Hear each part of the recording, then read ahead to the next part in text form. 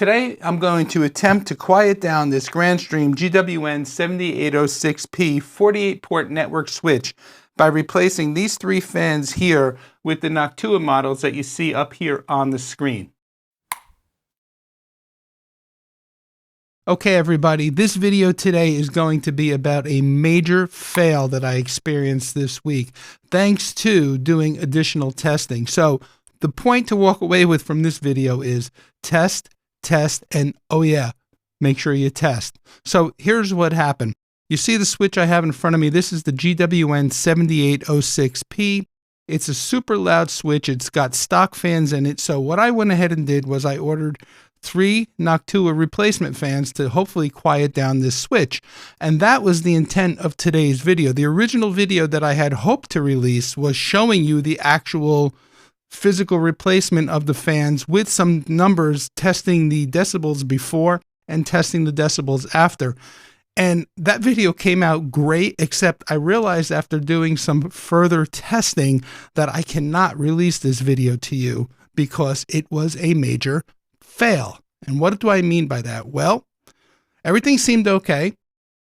If I plugged in computers or laptops, no issues whatsoever. But as soon as I plugged in a device that required PoE, like an IP phone or an access point, the switch automatically got stuck in a boot loop.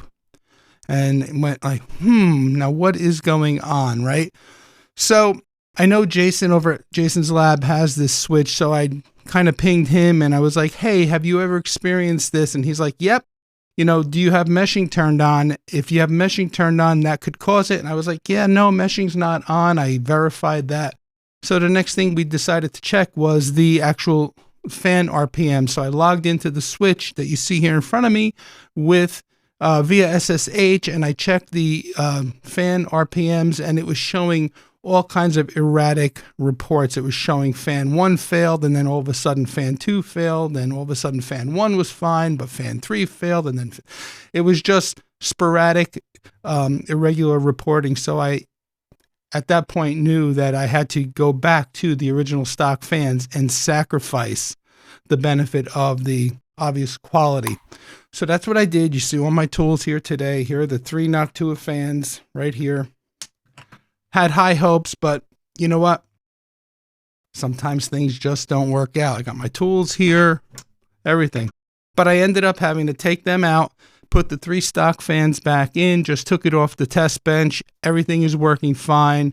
No more boot loops. So the moral of this story, folks, is even though something may seem like a good idea, and it may seem like it works initially, make sure you put it on the bench and you test and you test and you test. And I'm so glad I did further testing, because had that video gone out, it would have not been good, right? So make sure you stay to the end of this video and realize the next thing I'm going to say is don't do this.